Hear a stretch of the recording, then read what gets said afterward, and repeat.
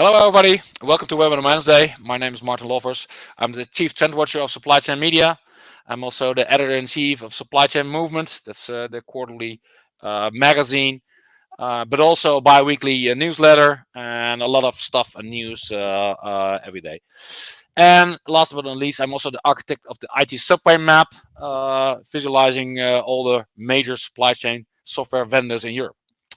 Okay, so in this next hour, I have a live webinar, 60 minutes. We talk about waste and waste reduction. Important, very important in sustainability matters, but maybe unfortunately it's a bit underestimated topic. But nonetheless, that's the reason why we're going to discuss this in the next hour. So, well, you see me on the left-hand side. That's me without glasses on the picture, and with me I have Steve. Steve Dones, if I pronounce it correctly. Welcome, Steve. Thank you, Martijn. So maybe you can tell you a bit more about your background and why you want to discuss this typical topic of waste. Yeah, thank you, Martijn. Yeah, Steve Downs. I've been in the software supply chain industry only for 2 years. Prior to that, I've spent 25 years in a production environment, always in commercial roles, working for blue chip companies, people like Axel Nobel. We'll be very familiar with our Dutch colleagues. More recently, I've worked in the lead industry, selling lead, and everyone thinks lead is a horrible, nasty product. It's probably the greenest product on the planet, with its recyclability. And yeah, I joke. I say I have a midlife crisis. And decided to work in supply chain and software. Some people buy a Porsche. I thought it was good for me to try and help people. Okay. So this is why I'm here. And one of my passions is really about waste and sustainability and how we can help people reduce it and the benefits to come. Yeah, look at your picture. You have a green background, so that's for one thing. Yeah. Yeah, in some practical things. This webinar is recorded, will be recorded, and a PDF will be made available afterwards. So there are different ways to ask questions. So on the right hand side, as an participant, you can see the chat functionality. But down below, you see the Q&A functionality with the small text bubbles, overlapping text bubbles, and the Q&A in it.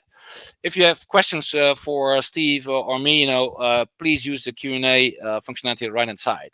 And if the questions are a line of the things we are discussing at that moment, I will ask these questions immediately. But there is also a Q&A at the end.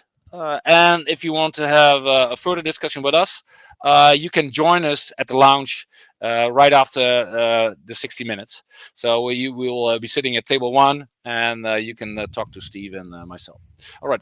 As you have seen right now, I've put on my camera. Why? Because you can enlarge your screen to have a better view of the pictures. Okay, let's move on and let's go to the topic. So to explain, like I said, I'm the architect of the IT subway map. As you can see here, the subway map resembles a subway map like Paris or London, and the software lines are represented in different colors. So black is ERP, red is WMS, purple is TMS, but you also have dark green is S&OP, and light blue is demand planning and forecasting. So all the major established players are on this map, and we are just in the middle of updating one for this year's version, and it's also available in an interactive way. But to explain Slimstock, I know Slimstock already for 25 years. And they started out in inventory optimization, and they moved into forecasting and demand planning. And then last few years, they introduced an S&OP add-on. But also in the blue area, they don't do scheduling, but they do have some capacity planning as such. So it's also being applicable for food manufacturers, for one thing. Do correct me, Steve. And so Slimstock has added a lot of functionalities on top of their Slim 4. Yeah, for sure. It's our development is continuing to grow all the time. We're privately owned, so we can manage this investment. Customers come to us with interesting topics. and we develop. It's why the production planning element came in. We had a lot of requests for people who were doing their planning on Excel files, and they needed some help, and that's where we fit in. So Yeah. we develop it. We haven't mentioned it, but we can talk about AI and machine learning that's in there as well. I think these are all buzzwords that people want to hear. Yeah. Certainly embedded in what we do. Yeah, but it's good to understand that Slimstock has a heritage and a background in the wholesale industry, and then they moved into the retail industry. But also, wholesalers have sometimes their own brand and want to, maybe they outsource some manufacturing, but they want to plan it. And as in the last few years, more and more production companies, especially in food, are embracing your kind of solutions. Maybe you can, it's not always. I mean, the production element is sometimes we don't always think what production is. If someone's putting kits together, that's a production environment, and making sure you have the resources to do it is really important. Yeah. So it's quite nuanced, but it's good. It's a good piece. I like it. It's one piece that's really excited me the last few months. Okay. So it's good. Maybe you can explain a bit more about the footprint of Slimstock worldwide. For sure. So yeah, as the slide says, we've been in existence for 30 years now. We have our 30-year anniversary this year. Big party scheduled next week, I think. So that should be good. We do 150 plus implementations every year. So yeah, it's something we do regularly. And a couple of things to note on that slide. Our customer retention rate is it's nearly 97% today. So that is, people that have been with us during that 30-year journey are still with us. So 97% of people are still with us. They don't leave because we add value. We're not just there to put a piece of software in and walk away. We genuinely want to keep adding value to those customers, and that's why we're successful.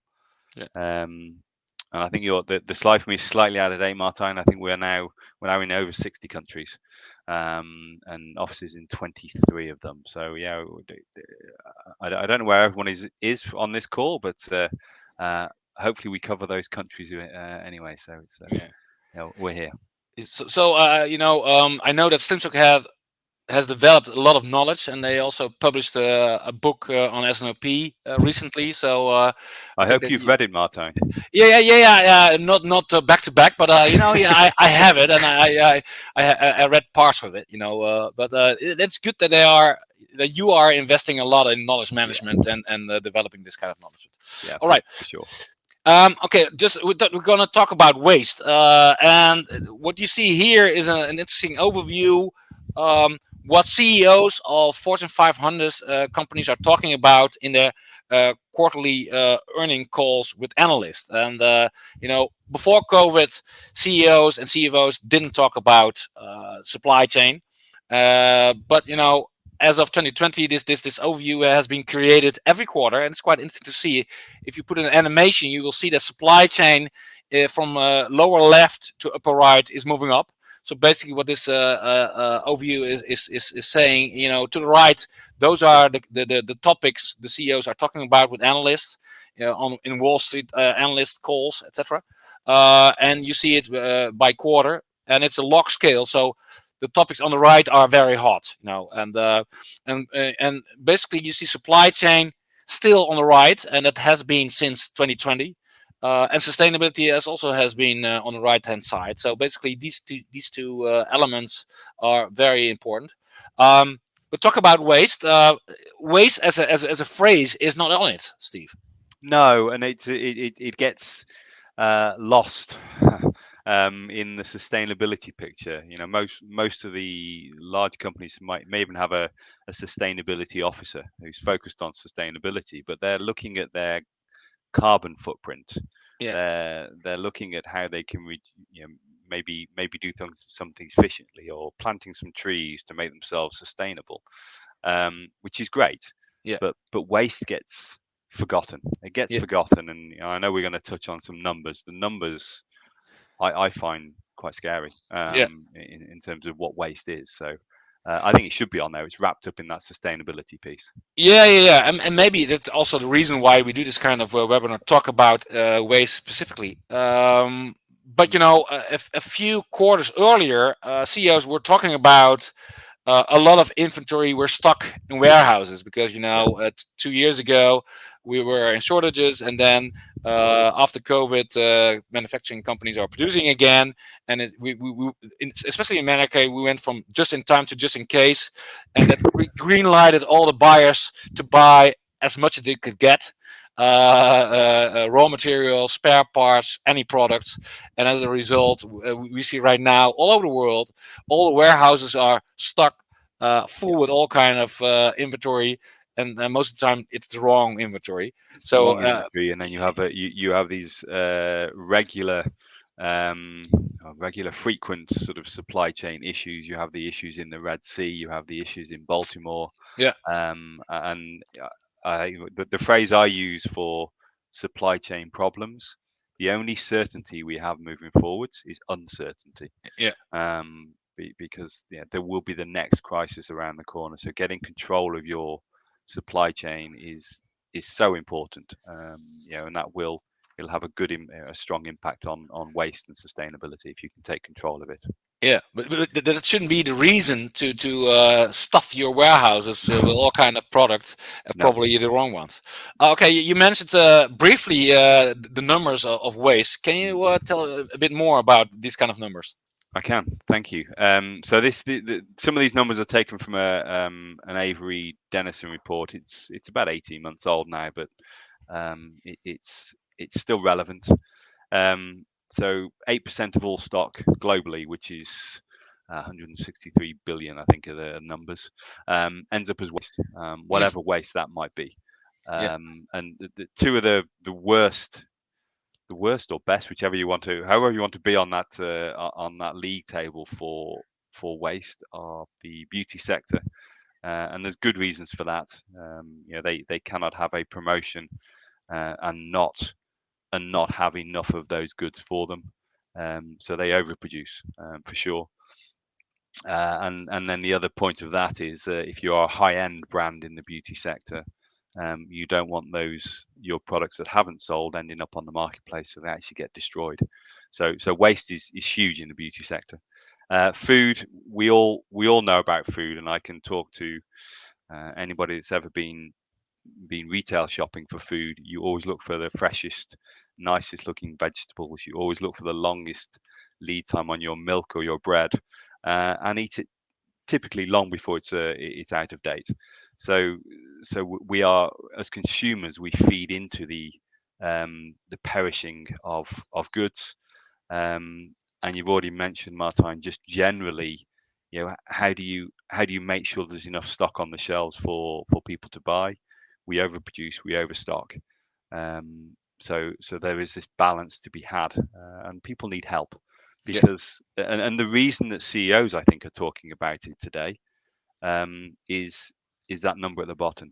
3.6% of your annual profits are lost. Now, for some companies, that's not insubstantial.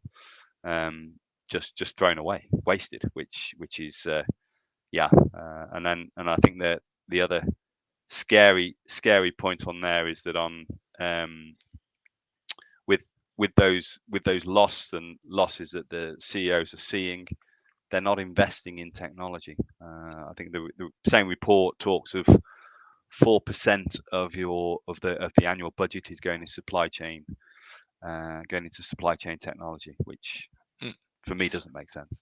So yeah, you mentioned that for some industries, this loss might be not substantially enough.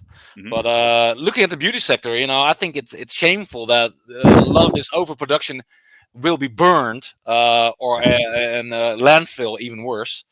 So I think that's possibly a crime, I would say. There's such a lot we can do, as individuals. And we all do it. I do it myself.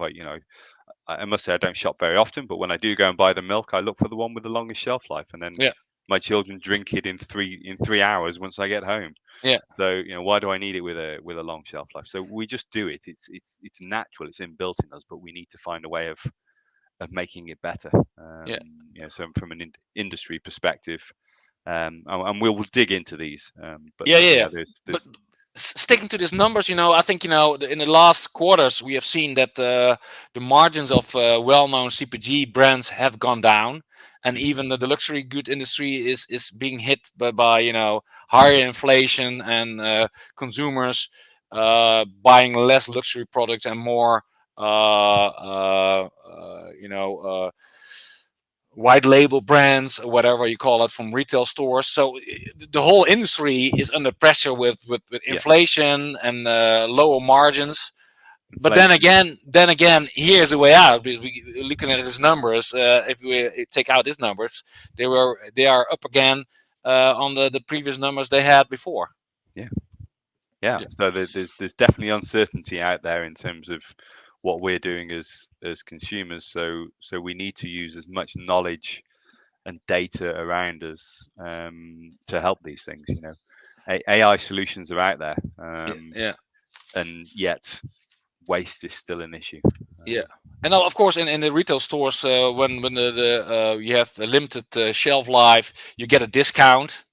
But even sometimes I say, okay, yeah, I want more shelf life, so I don't go for the discounted product. So I will take the ones with Correct. the longer shelf life. But so that some companies, retailers are working on this. Yeah, they are, and there's good ways of try to mitigate those margin losses. If you can identify it early enough, you can do something about it.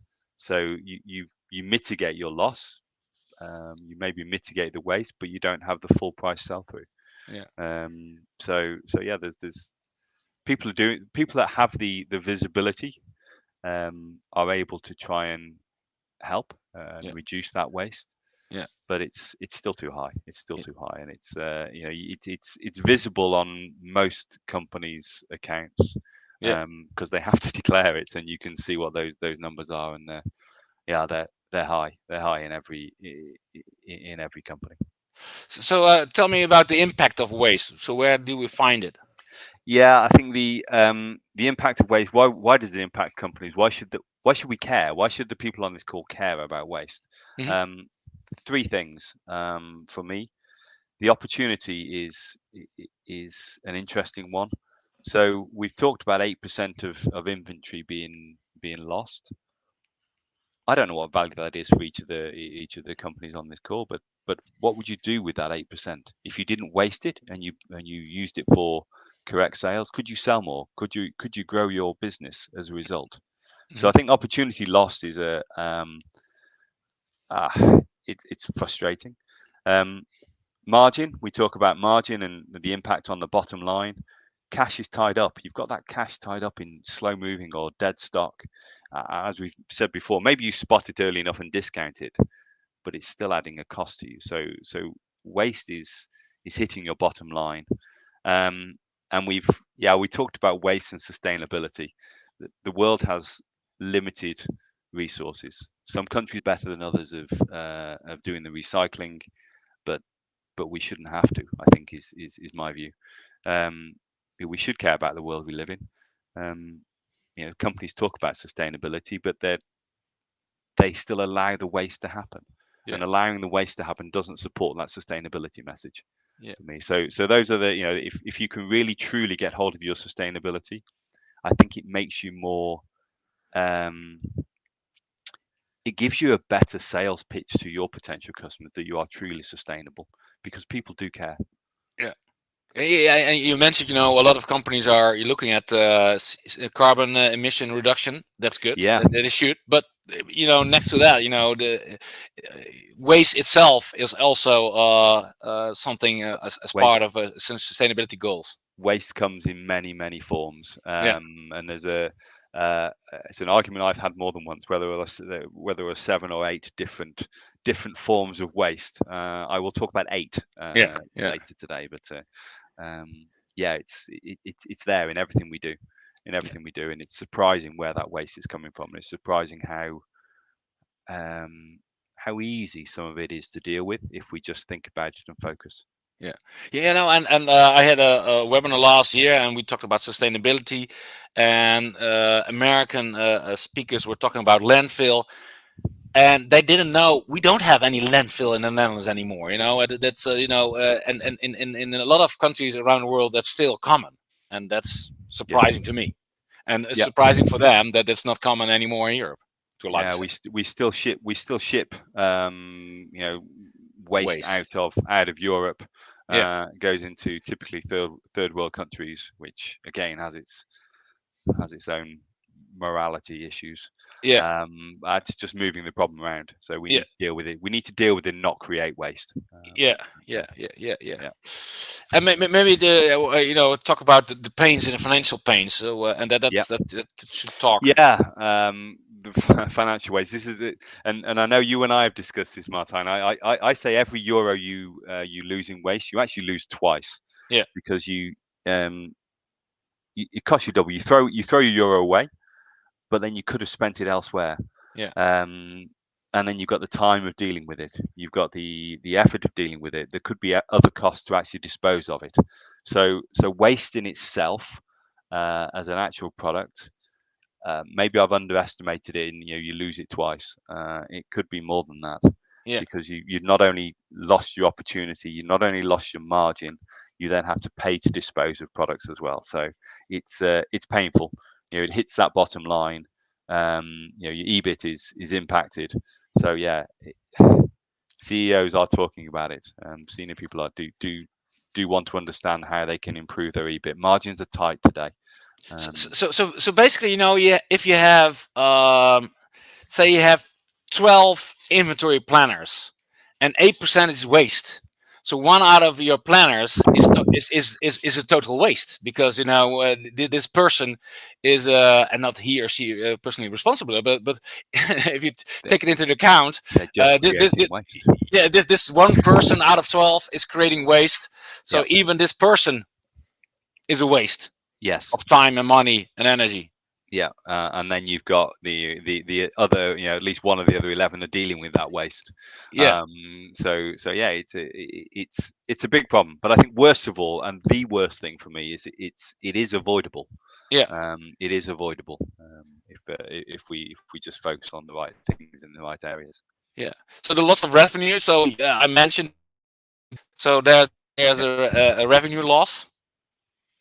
yeah. It's again, we've said, if you're throwing things away, it's impacting your revenues. You can't sell it. No.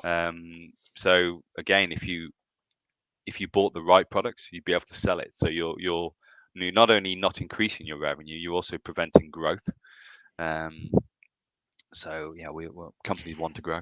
And we talked about sustainability and B Corp kind of companies. Um, are those institutions also look at the amount of waste these companies are creating? Yeah, most countries now, you have to report the level of waste, or the level of carbon emissions you've got, which is how people are sort of getting around the waste number. So within the financial elements of all company accounts, there will be an impairment in there, or there'll be a provision taken for throwing away obsolete or slow moving product. So that's there. You can see that on there, and it's, as I say, it's the first thing I do in my role is look straight through any company's accounts and find out what waste have they got, because the cost of that waste typically will pay for a simple supply chain inventory planning solution. So yeah, it's, for me, it's a no-brainer, and that's why I do this job, to Yeah, sort yeah, of point the obvious out to people, yeah. in a nice way. Yeah, I know that the carbon emissions are part of the sustainability Yeah. audits, that kind of stuff. But the waste and throwing away is another thing. I got a comment. Beauty sector is from the audit. Beauty sector is considered fashion industry, and overproduction is normally attributed to forecasting error. No, yeah, then we should do something about that. Yeah, get the forecast right in the first place. Hmm. So there's certainly things that we can do to help in those areas, and the beauty sector is a really good one. You look at, if you think of, businesses that sell perfume, for example, Yeah, you have two huge spikes for perfume. I buy perfume twice a year, at Christmas for my wife and on Valentine's Day for my wife. Sometimes maybe 3 times for her birthday as well. Mother's Day? Uh, no, for me not, but maybe. All So right. yeah, there are huge spikes in Yeah. the industry, around Valentine's and Christmas. But how do they manage that throughout the rest of the year? They need clever people or clever software that helps them with that. But it can be done. It can be done. Yeah.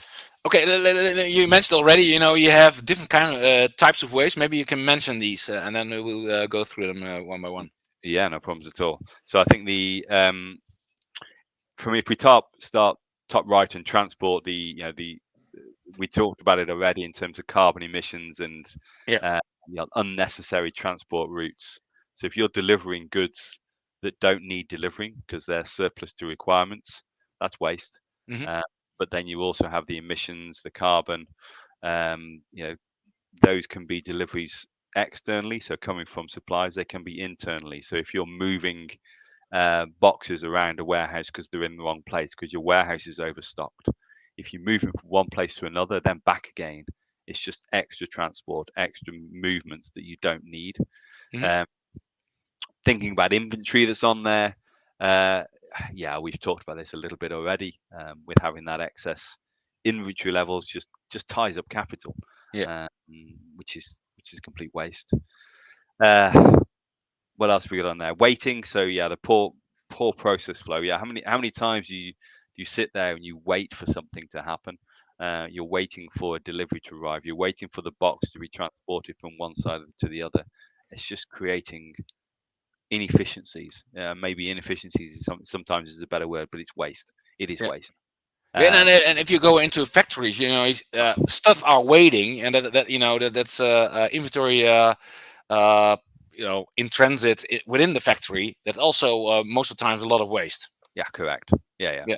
And that feeds into the motion one as well, the inefficient movements within business. And I suppose the best example there uh, is something we all do. How many of us we pick up a piece of paper, or we open an email to read it, and then we close it and go, "We'll deal with that later." Yeah. It's just it's wasting time. Yeah. And these things are valuable. They're resources that are really valuable. Yeah. Uh, yeah, following on round, you have production waste. We've touched on this already. Excessive production. You end up with too many products, ends up in landfill because you can't sell it. You've got poor forecasting, doesn't work. Processes is a Yeah, production. go on. I think that overproduction also means that you are wasting a lot of energy. Yeah, Real energy. Electricity or yeah, whatever. So yeah. that's also a part I, of a waste in there. I think that's a great point, Martijn, because everything we're talking here, it is, waste isn't just moving things too much. It isn't just having too much inventory. It's the knock-on impact. If you have too much inventory, you maybe have to open a second warehouse. Yeah. If you overproduce, as you say, you've used too much of those carbon resources to produce it. Typically, Yeah. if you're moving things around too much, you're clogging up the motorways or the railways, and that slows everything else down. So there's a knock-on effect with creating waste. Yeah. And then the process is one. This is how many companies have we have a great quality system, and I fell out with a friend of mine many years ago talking about ISO 9001 and Hmm. how important it was for the business. I said, yeah, but we're just creating processes for the sake of processes. Yeah. We're not we're becoming slaves to the process, and the process for me should always enhance everything we do. So everything within Slimstock is all about, like, if we have the right processes, you then underpin it with fantastic software. So the processes need to be right, and getting those processes right is important. So I would encourage every business to really think about what processes you've got in your company and strip out the ones you don't need because they're creating waste. So yeah, build on that. In the last few years, you have a huge new market of business process mining, going through your ERP, and a lot of larger company, it's a spaghetti of Yep. processes, and they need business process mining to visualize well, the waste in all kind of processes in their ERP system. So Yep. that says a lot, and Correct, and many companies like to pay a consultant a good fee to come and sort out their processes, where actually there may be a better way. But yeah, it's an interesting one. It's an interesting one, the processing, yeah. and having those processes in there, and how complicated things have become. So simplify is the way forward in my mind. Yep. Uh, Defects is an interesting. It's a symptom of having poor processes. So I know that's counterintuitive for everything I've just said, but if your processes aren't right and your quality systems aren't right, you'll create defects. Yeah. And defects just it's an obvious. They're the more obvious wastes, I think. Oh, but by the way, I think that returns is also a lot of waste. Yeah. Again, but it feeds into everything, Martijn. And Yeah. there are certain industries, the automotive aftermarket industry, they work on around about, certainly in the UK, about 20% of all goods that they send out, they expect to receive back. Yeah. Crazy numbers, but that's just the way the industry is. Yeah, but Managed. in the automotive industry aftermarket, when you need a part, you send out an order to 3 Yeah, yeah, suppliers, and yeah. the one that gets there first, will Gets get the the order. deal, and the rest will be returned. So basically, and that's also the reason why a lot of bullwhips are created. The whole bullwhips are also a lot of waste. Yes. So the building industry needed solar panels, and because of scarcity, we couldn't get them. So we put orders at 3 different suppliers, and then a tsunami of solar panels came. So we canceled 2 of them, and they were stuck with all the solar panels. So now in the Netherlands we have a huge,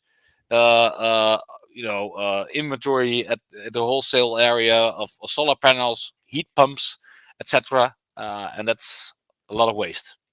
You just need lots of sun now, Martijn. That's what you need now, which will help. No, but there's too many solar panels, and there won't be just like the biking industry. Also, anyway, Yeah. and the final part. The final part is the one that many people don't talk about, is people. And I'm not saying people are a waste. Please don't misunderstand me. No, People are absolutely integral to what we do. But waste in terms of people is having a disengaged workforce, having people that are not trained to their potential, having people that can do more and we don't allow them to.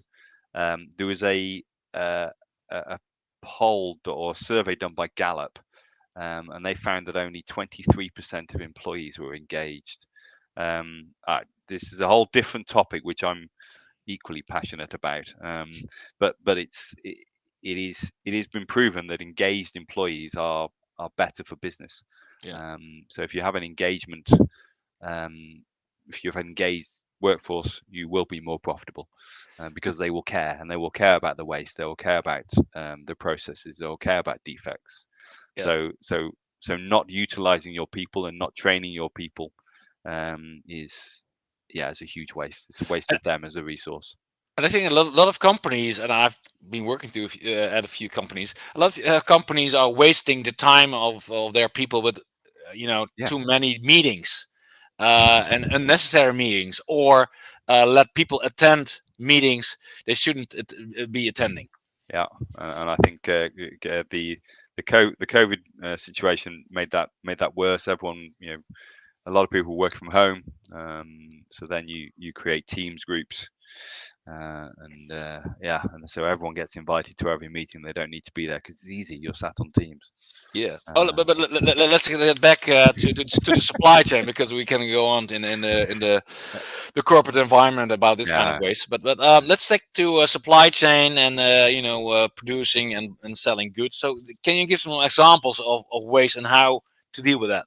yeah, I think so. And just I'll highlight that with, if you focus on waste, magical, tangible things actually happen. So there's three examples here, and there could have been many different ones. Hmm. Bidfood are now a global customer of ours, following success in sort of 2023, and they regularly saw waste of 5 or 6,000 euros, pounds, whichever you want to use, every week. Within 6 weeks of going live with a good piece of software, it's down to £2,500, and continuing to drop. I would expect that's £120,000 a year saving. It's huge. Yeah. And how did you do that? Is it just a better forecasting? Know when to order what? What is the secret? It's as simple. It's as complicated and as simple as that, Martijn. Okay. So yeah, it's about not having that visibility of what's going on and not knowing what to do. All those things pulled together, sort of dramatically cut their waste. They were expecting to see some waste savings, yeah, but they were so impressed with what they actually saw, and maintaining it is key. And on the back of that, we're they've become customers globally in other countries, not just the UK. So okay. yeah, it's really good story, that one. Manutan, another one. I wanted to touch on sort of different forms of waste. They talk a lot about time. They needed more time to grow. So one of their focuses was actually the number of orders they were taking and how long it was taking to place an order. I don't know about the people on this call, how many orders you're raising on a daily basis and how long it takes. But these guys saved 45 minutes per order, which sounds like a lot. Another great example of something similar with Costa Coffee. They had a team of 4 working full time on sort of demand planning and raising orders. They save 40 hours a week within 6 months. So those guys can, you can do one of two things. You can take people out, or you can actually focus those people on giving them a more energized role and help them develop. It's a really good stories. Well, it is a good story because you could carve out 25% of your planning capacity needed, and there's already a scarcity of labor, etc. And sometimes they don't even get this demand planners or planners anyhow. But I think supply chain is not good at selling this kind of savings to the CFO, because if you save one planner, say the CFO say, okay, well done, okay.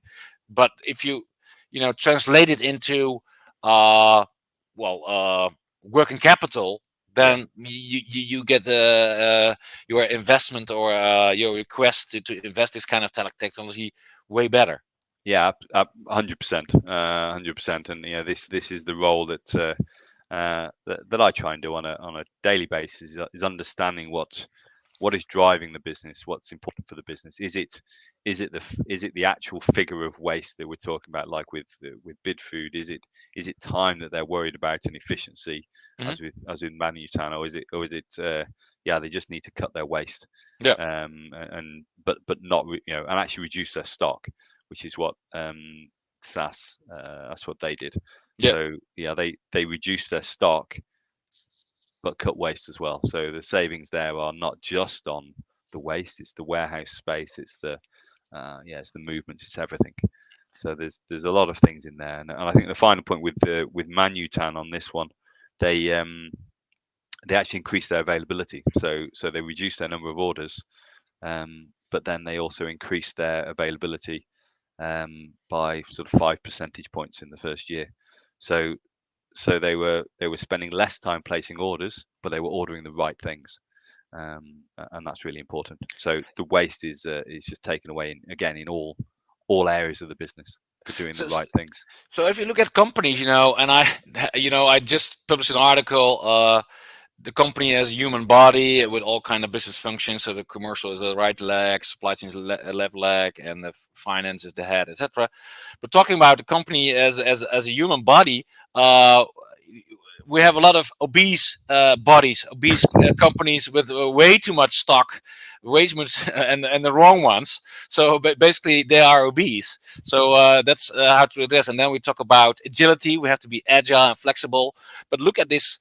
Bodies, these companies, they cannot be agile or flexible because they are obese and processes and waste.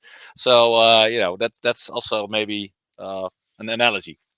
I like that analogy, Martin. It's sort of yeah, it's scaring me a little bit with my body, but that's look, we'll keep going. Yeah, all right. So okay, what are the steps to success? Move Yeah, around more. Yeah.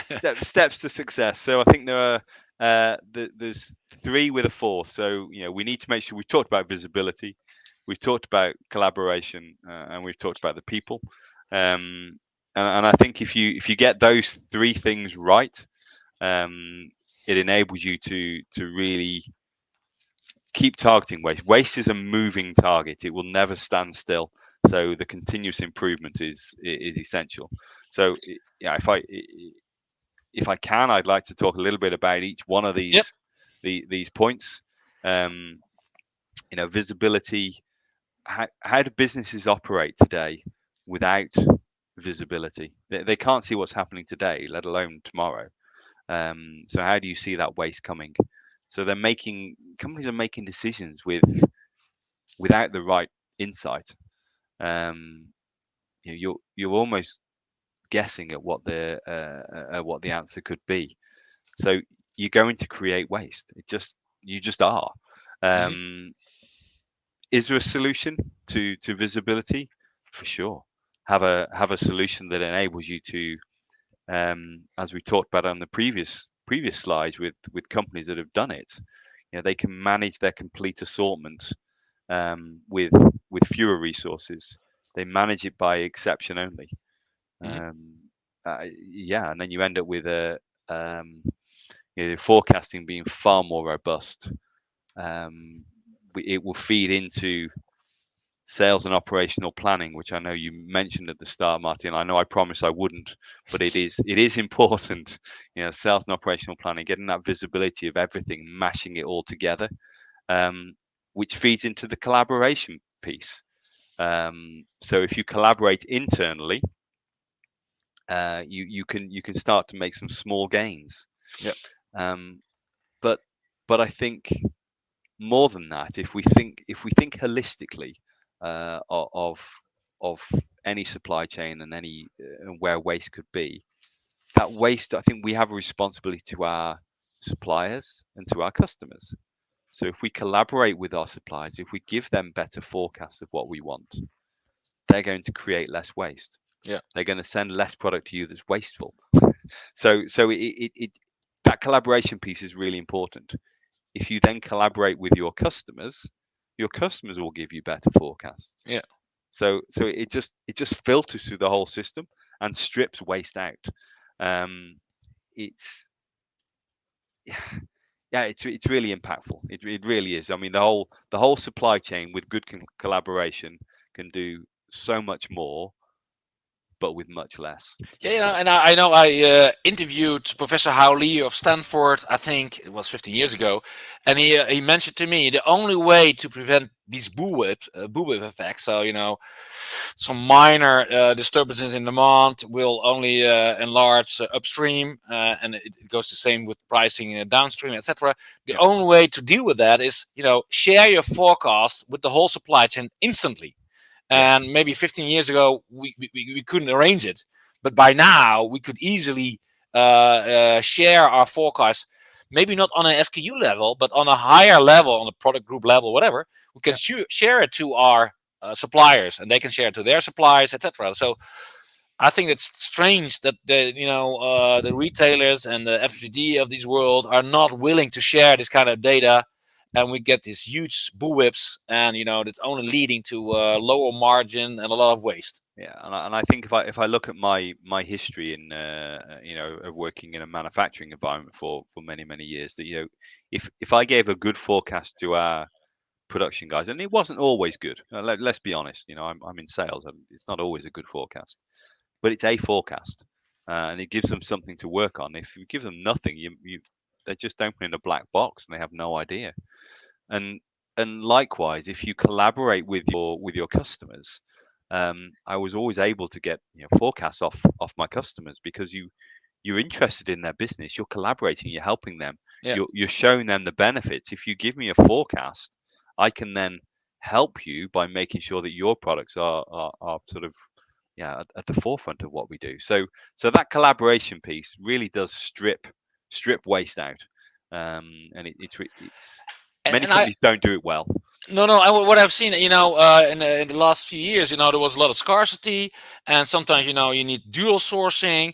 But if your supplier, who was previously the only supplier, and if he or she will know that, you are doing dual sourcing, when they get a spike in demand, you won't get it because, you said, okay, I'm not your preferred partner. So in the end, what this huge survey in India found out is, if you have close collaboration and close uh, uh, partnership in sharing your forecast, you will be the preferred Correct. customer, and then you will, you won't get hurt when there are spikes in demand on the higher end. So Yep. basically, um, collaboration is the way forward with Yeah, your and suppliers and your customers. I fully agree. And if you don't collaborate, what you do is you put more stock on the shelves and you generate more waste Yeah, because you're inefficient. So yeah, ah uh, it's an interesting one.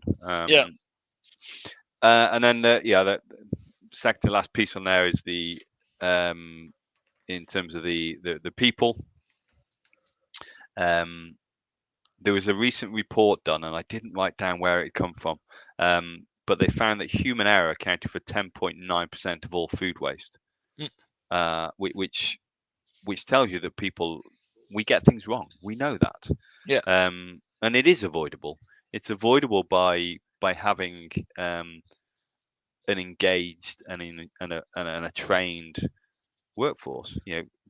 Do all your staff know what they have to do each day? Do they have the ability to do their best every day? Do you have the tools to do the right job? So make people accountable. Give people the knowledge and the skills. And I'm going to say it again, Martin. Give them a forum to actually challenge. Give them an S&OP process where they can actually sit in there and discuss as a team, and magic happens. It really works. And the companies will generate more profit. They'll generate more profit, and they will have less waste.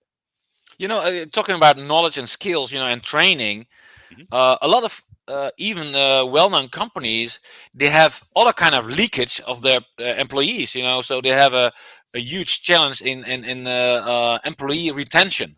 So Yeah, some high potential talents are leaving when they are not moved up soon enough, or not taken care of, or discarded, or not engaged, whatever.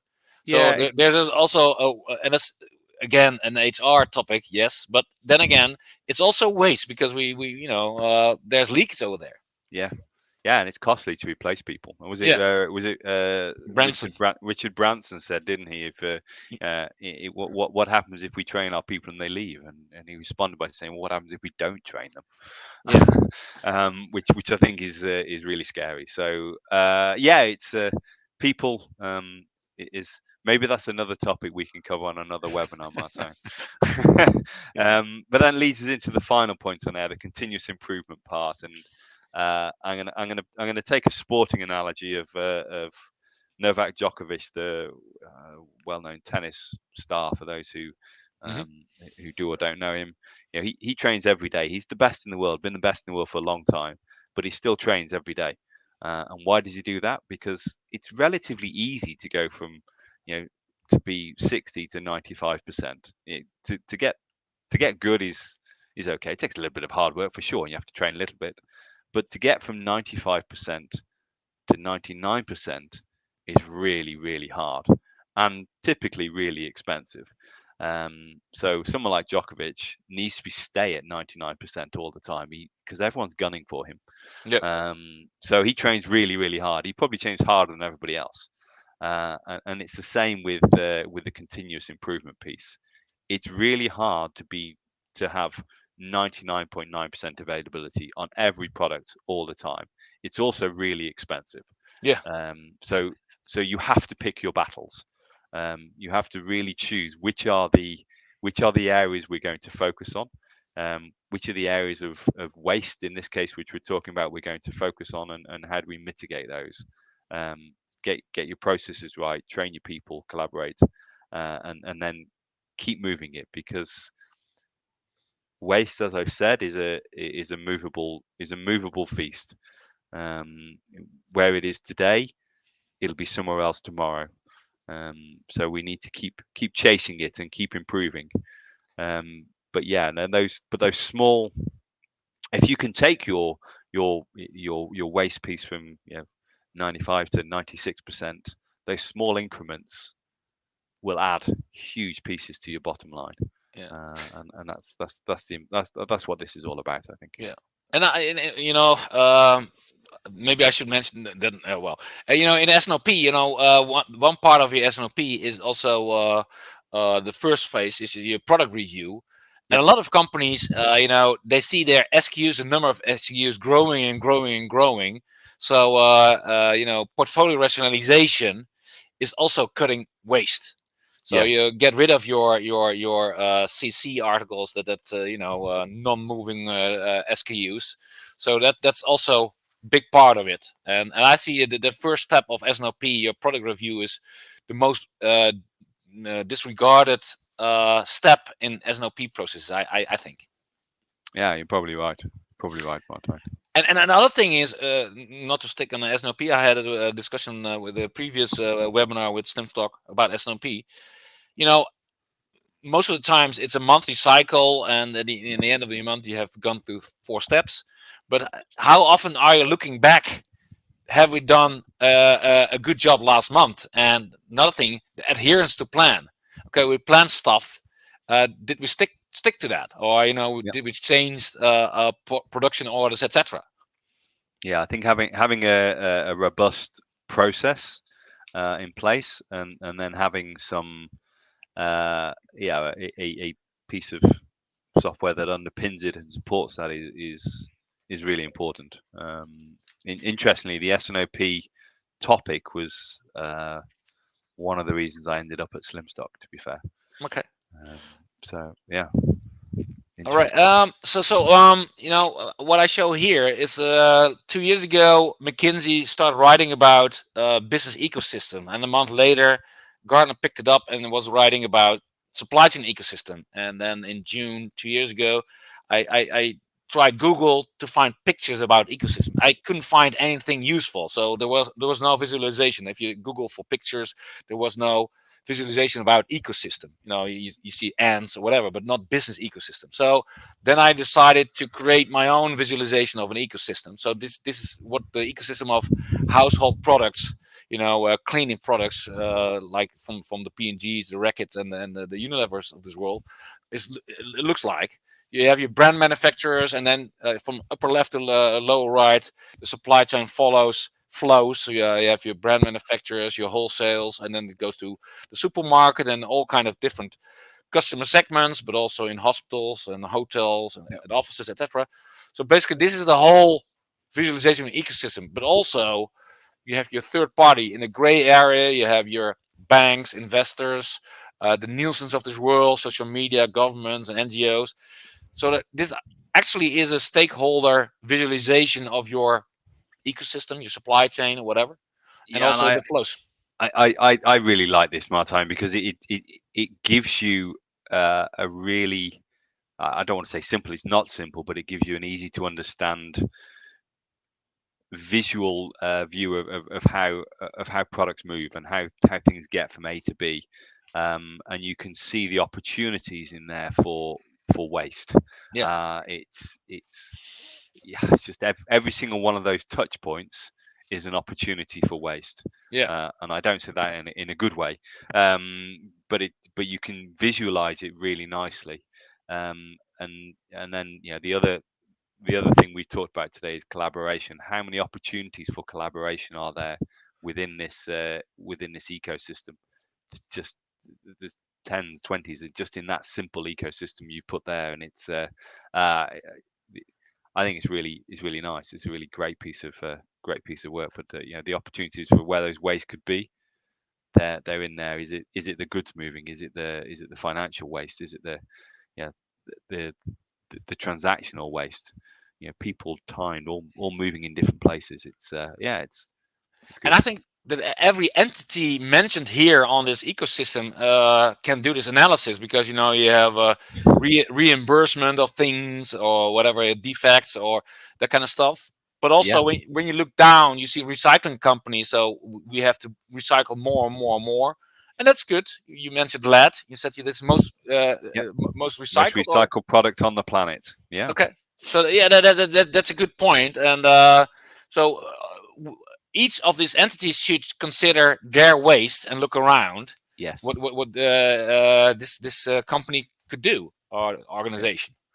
Yeah, and yeah, we can talk about the recycling aspect for another hour, Yeah, but, I think it is important to sort of see all the different touch points on there. Look at the transport links, look at the movement links, look at yeah, how many different people are employed in that whole ecosystem. The opportunities for stripping waste out and becoming more efficient and generating margin and ultimately putting money on the bottom line are, yeah, they're there, and yeah. they're not easy to find. Sometimes you need some help, but yeah, the opportunity is there for sure. Yeah, when I talk to larger manufacturers like Unilever and Philips, they do analysis of their supply chains. Mhm. Where is the carbon emission happening? Is it internally or externally? Is it upstream or downstream? And water usage, etc. That's good. That's a starting Yeah, point. So I know that Unilever with the Dove shampoos, a lot of the water usage is downstream because people are using water to wash their yeah, hair, and yeah, that's etc. But so basically, when I show this, they say, okay, you can see your carbon emissions. Where is it happening? Especially in scope 3, outside. Is it upstream at your supplies? Okay, or water, whatever. But that's carbon and water. That's very essential and that's very good. But the things we are talking about, waste, overproduction. Where are you overproducing stuff? And yeah, where are these warehouse clogged up with the wrong stuff? So you can highlight it, and then you can know it. And I think yeah, that if you show this to companies in automotive or any sector, they will know where the wares are stuck with yeah. the wrong goods, etc. And you only need to think about a simple advertising campaign that you don't know about. So the manufacturers producing their goods in good faith, Yeah, and then their customer has a promotion yeah, on whatever, yeah, be it shampoo, be it screen wash in the automotive sector, be it some particular jeans in the clothing sector. If the manufacturer doesn't know, you can end up with having waste because the other products in the similar range don't move. yeah. So you end up creating waste. It comes back to the collaboration piece. If you don't know what's happening at your customers, at your suppliers, you are going to generate those things. All right, we're almost out of time. Yeah, This is about what Slimstock can offer. so, yeah, yeah, no, yeah. Well, they should contact you or someone else at the Slimstock. I would reckon. Um, Maybe some final questions, and then we have a few minutes. But also after that, we have an extra 30 minutes if you want to sit down with Steve and me. Um, my question, I don't see any questions coming in apart from the one in the chat box. But what is the starting point to address this?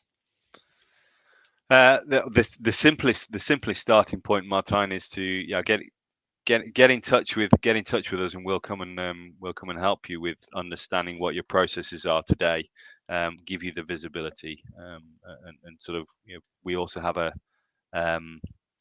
as I think you're aware, the sort of the academy as well, so training the people, so we can do a lot of work with any company if they want to talk to us, and try and help see where it goes. And for me, that's always the first step. How important is it? um, can you measure it today? If you can measure it, we can certainly help reduce it. If you can't measure it, let's talk about some techniques of how to measure what that waste is and where it is. Okay, But yeah, it's understanding what a company's challenges are, and understanding what a company's pain points and what they want to achieve. In supply chain is the first step. Yeah, so we need to understand what that is. Okay. Like I said, that we have an extra 30 minutes. Steve and Yep. I will be sitting down in the virtual lounge. So, Slimstock is offering a very practical solution on inventory management and also an add-on on S&OP. So, I think this is covering what you offer. I think. Yeah. It's Yeah. All right. thank you. And next, for further reading, we have some links, and this is available. So there's the IT super map where we have all kind of supply chain software vendors positioned in the different kind of supply lines: ERP, WMS, TMS, S&OP, and you name it. So that's there. Yes, Slimstock has an S&OP readiness scorecard that's available, and also a white paper on that matter. So S&OP is still an important and useful process. And like I said, Slimstock has produced and published a book about it. It's on my shelf, and I've I've read some of it. But it's very useful and very practical. So one thing. And I know that you are also building it to have another book about this. I heard from Slimstock. You know more than me, Martijn. Sometimes it's good. Yeah, so I hear a lot. Steve, thank you for joining me, and it was great to talk about this important topic. So thank you. For the other, thank you for joining, and I hope this topic is important to you, and you put it on the agenda, and you have more ammunition to talk about it internally and do something about it. So thank you for joining me, and I hope you like it, and I hope to see you in another webinar, or maybe you will join me with Steve at the table. So for now, I would like to thank you, and Steve, thanks again, and maybe we'll see you later in another webinar. Thank you, Martijn. Okay, thanks for now, and bye-bye.